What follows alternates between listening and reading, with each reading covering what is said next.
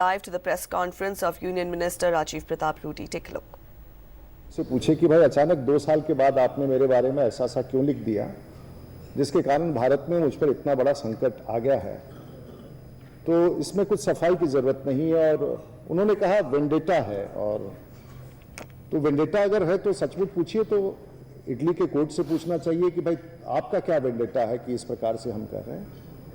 और ये बात भी सच है कि हमारे सांसदों ने, हमारे 3 सांसदों ने और श्री अनुराग सिंह ठाकुर और श्री ओम बिरला और श्रीमती मीनाक्षी लेखी ने नोटिस दिया है, और ये नोटिस स्पीकर ने एडमिट किया है,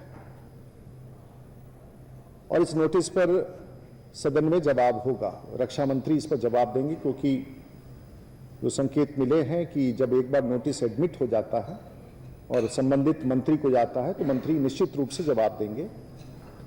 एक सवाल उठाया सोनिया जी ने कि आखिर में 2 साल तक आपने इस जांच को क्यों नहीं पूरा किया। तो हम जांच पूरा करेंगे, हम पूरा जांच अच्छी तरह से पूरा करेंगे, और जो नए तथ्य उजागर हो रहे हैं उसके साथ करेंगे। इसलिए इसमें कोई वेंडेटा नहीं है।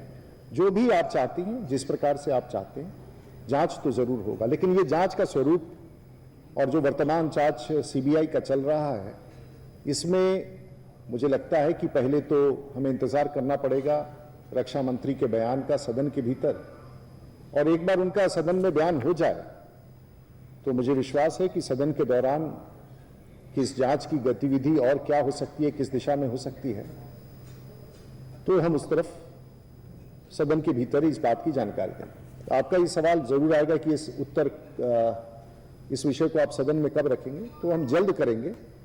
सिर्फ वो नोटिस और प्रक्रिया पूरी हो जाए, रक्षा मंत्री अपना समय दे दे, तो सदन के बीच में इस पूरे बड़े घोटाले, जिसमें मिडिलमैन की बात की गई है, जिस प्रकार से फिन मैकेंशिया के पूर्व में जो उनका अध्यक्ष था उसकी गिरफ्तारी हुई है, कुछ स्क्रिप्ट्स भी ऐसे हैं जिसमें कंपनियों के नाम, ब्यूरोक्रेट्स के नाम, कुछ सांकेतिक तौर पर बहुत सारे प्रमाण हैं, तो जांच तो होगा। तो ये पहला विषय है। और मुझे लगता है कि कांग्रेस पार्टी में दूसरा एक बयान आया,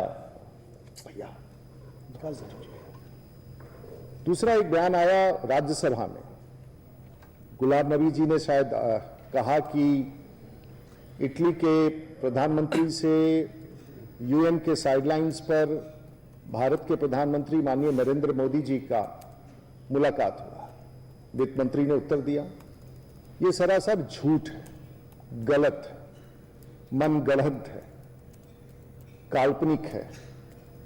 और संसदीय कार्य मंत्री के रूप में मैं कैटेगोरिकली इस बात को रखना चाहता हूं कि सितंबर माह में जो 2015 का उल्लेख किया जा रहा है कि भारत के प्रधानमंत्री का इटली के प्रधानमंत्री से मुलाकात हुई, तो मैं कहना चाहूंगा कि ये दूर दूर तक ये कथन असत्य है, और कांग्रेस इस प्रकार से असत्य को अपना ढाल बना करके विषयांतर करना चाहती थी, ये कल्पना से बाहर है। तो इसे अपने रिकॉर्ड पर लीजिए, ये असत्य है, ये पूरी तौर से असत्य है, असत्य बयान है। तीसरा विषय जिसके बारे में शायद आज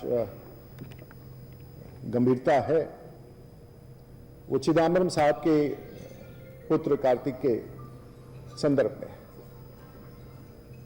सब विषय सामने हैं, और कोई भी कॉन्टिनेंट ऐसा बचा नहीं जहां उनका अपना प्रॉपर्टी ना हो। प्रमाण है, दस्तावेज है, जांच है।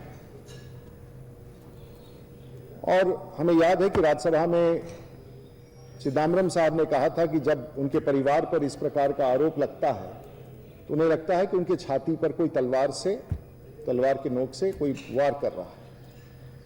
तो हम समझना चाहेंगे ये पूरे बयान किस प्रकार हैं। आज उनके छाती पर जो उस बयान से वार हो रहा है, इसमें सत्य क्या है। और ये भी हम जानना चाहेंगे कि